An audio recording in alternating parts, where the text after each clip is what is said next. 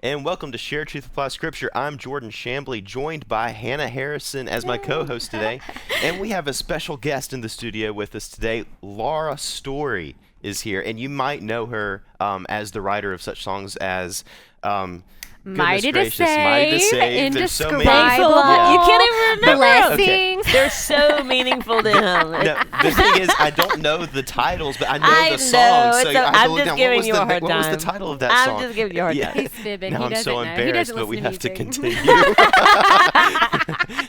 But we're so excited to have her in studio with us today. We're so glad to be here. Absolutely, and you just finished actually giving us a little concert just a little while ago. It got to the staff here has just what you guys do means so much. Like I think about the books you put out, the videos, the radio station, all of it is just amazing. So it really is a treat to be here, and even just to do a small little devotional where I get to say thanks to your staff. Well, we really appreciated it. We loved yes. it so much. It was cool, like, because normally when I hear that on the radio or at church or whatever, like it's one thing to sing it, but to sing it with the person who wrote it, it's such a deeper experience. I feel We like. sang Indescribable in my ensemble at church for years. No way. And I was like, this is so cool.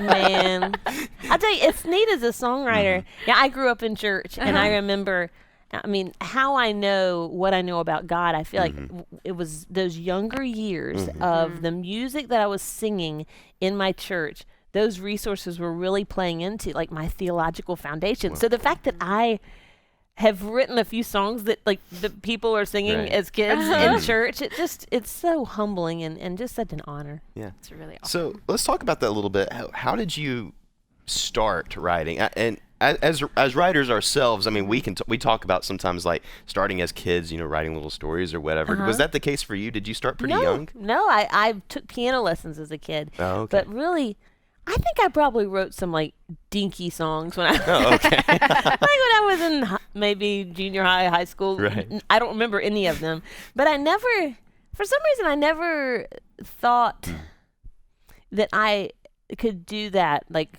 for a living. Right. That I could be like the Amy Grant or the Stephen Curtis Chapman, and not that I am.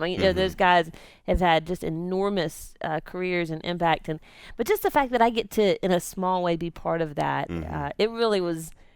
It was a shock to me. So I was when I was 10 years old, started playing string bass, and I was in orchestra and did that for years and years.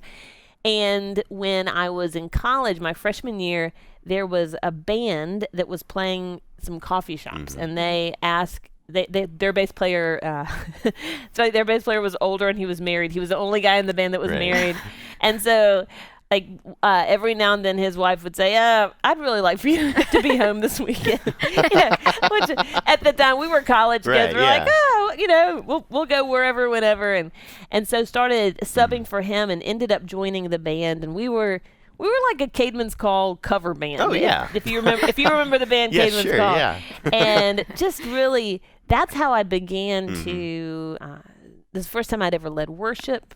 That's how I got involved, in contemporary worship and began to write songs for that. So that was kind of how I got started. Cool. And speaking of worship, you are a worship leader, correct? I am, yes. I lead worship at a church called Perimeter Church in Atlanta. Oh, wow. And I've been there for about 15 years, and I just love it. Yeah. That's Absolutely love it. And they've been such a good church for me. They're a fantastic church anyway, but just them allowing me to be out and doing things for, the kind of universal church as well. Right. It's been a treat.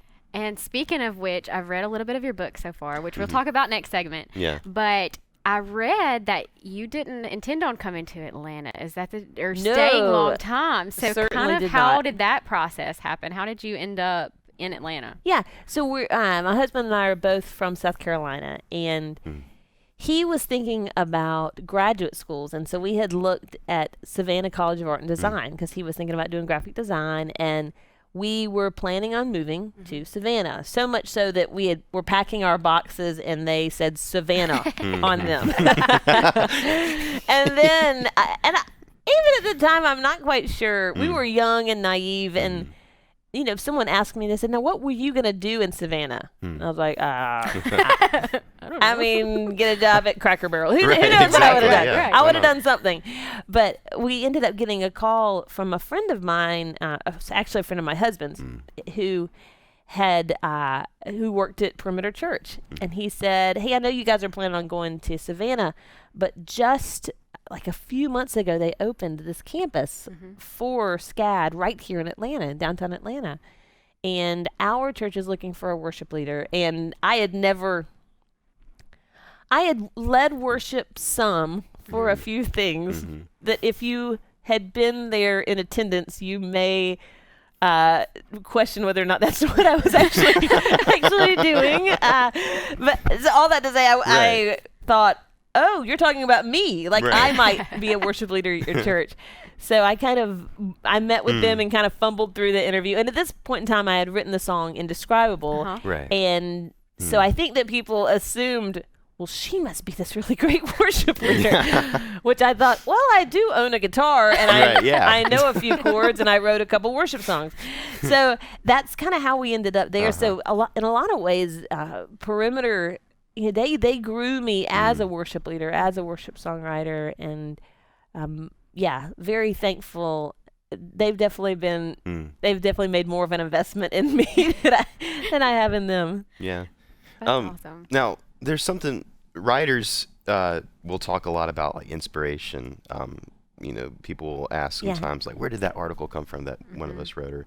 And to be honest, like the best things that I find when I read them, the best things seem to be from very personal experiences. Yes. And from what you've told us in the little concert you gave us, that's very much the case for you. Like, these songs come from very poignant parts of your life, where God revealed something to you. So let's take Indescribable. Like, what was the story behind that song? Yeah, I was driving through the mountains of Asheville, North Carolina, and I remember it was just this unbelievably beautiful day. Oh, yeah. And it was, and I grew up about an hour from there, and so I had driven through there many times, but there's something about that day that I was reminded of where David says in the Psalms that the heavens are declaring the glory of God. And I'm looking at the sun setting and the leaves changing, and it just was this glorious day. And at the here's the funny part. So at the time, my radio was broken. Okay. Yeah. So and I was so cheap that it had been broken for months, and so I was very used to just, if I wanted to hear music in my car, it was going to be me singing the music in the car. Right. And I remember just being so just awestruck and going to sing, and literally nothing came out. Like, I could not even form words that would do justice to the praise that my Creator deserved. And that was when the idea of He truly is an indescribable God. Yeah. Wow, that's awesome. really, really great. That is awesome. Yeah. And also, in the other little snippet you gave us in the concert, you sang one of your new songs on that EP. Yes. Yes. And so what kind of inspired that? It's very powerful. And you can give us some of the lyrics from the chorus if you would like. Yeah. Y'all are so nice. So the song is called I Give Up. The book's called I Give Up. The Bible study is called I Give Up. The EP is called I Give Up. So this whole thing is this theme of me coming to a place of saying, I no longer can control my life. I no longer want to control my life. People joke with me, it's my 4 younger kids that have brought me to a place of saying, I give up. Which, there's a lot of truth in that. Yeah, I was about to say, it doesn't sound inaccurate. Yeah. But it's also coming to a place of making just a realistic assessment of, that, praise God, I don't have to be in control of my life. I'm so thankful that there is a God who, the thing with indescribable, He, in that moment, looking at creation, seeing the God who orchestrates the rising and the setting of the sun each day. Right. The God who created every leaf differently. Why would I doubt His ability to manage every single detail of my life? Why would I doubt His ability to work all things together for my good? And the reason I doubt it is sometimes I'm just in a season where I don't understand it, and my default is to grip the things around me more tightly, when really what the scriptures teach is my default needs to be letting go. And so the song, the chorus is that it's when I give up, that's when I gain. And when I let go of trying to have my own way, when I learn to see that surrender is just a brand new start, to know the fullness of my Father's heart. And to know how we can know God and his love and his provision and his grace is when we come to a place of stop trying to do it all on our own and just learning to trust him. And you had several situations in your life too where you had to just trust the Lord with those situations, like with your husband, for instance. So very early on in our marriage, it was in the first 2 years of our marriage, Martin was diagnosed with a brain tumor. And that's been a big part of our story because Martin, he went and had brain surgery, but he has some disabilities resulting from that, from the surgery and from the tumor, and he lives with a vision deficit and a memory deficit. And it just makes life a challenge. It's a challenge logistically. Memory deficit, living with someone with a memory deficit is very interesting. But also it's been a challenge spiritually to understand why would a loving and perfect God allow brokenness to remain in the lives of his children. And so we're still learning a lot about that, but ultimately just because he isn't working out things in the way that we thought he should doesn't mean that he's not at work in good ways. Yeah, and that kind of surrender too. I feel like that's just the Christian life. Yeah, absolutely. In so many ways, even from the beginning. I'm just thinking about how I came to the Lord. I had been raised in a good Christian home. I was a good Christian church. Wasn't Christian, but I was a good church-going boy, and all this stuff, and all those things would pile up to equal as self-righteousness. But isn't that when God revealed to me the truth of the cross and like what that meant, it was a giving up. Not, as you said before in the concert, not just a throwing it out and up in the air and just like as if it's all over.